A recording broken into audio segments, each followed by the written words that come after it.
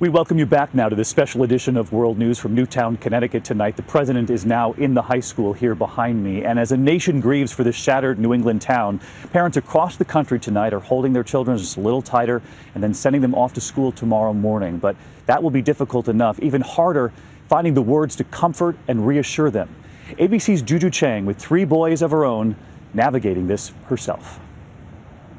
My youngest, roughly the age of the victims, is still unaware of the tragic events. We tried to keep my 9-year-old away from the news, but he read a headline.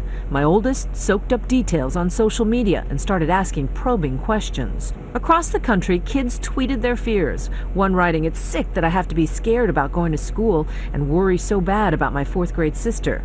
Parents are anxious too, as Monday morning drop-off looms.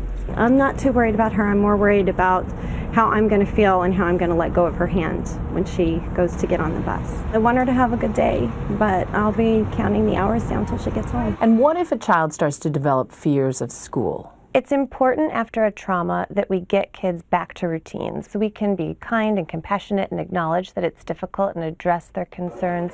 But they do need to go back to school. It's in their best interest. Willow Bay, author of Talking to Your Kids in Tough Times, says the one thing parents need to communicate is reassurance. It's best to be specific but brief, like remind them of all those safety drills and the adults trained to look over them. So you remind them that there are adults out there whose job it is to keep them safe, whether it's policemen, their school principal, their teachers. Always come back to reminding them that it's the job of adults, and there are a lot of us hard at work to keep them safe. And Juju's with us here tonight, and you were telling me that you're going to give your own kids a plan of action, someone to talk to if mom isn't there. Absolutely. If you're nervous at school, you just say, who can you talk to?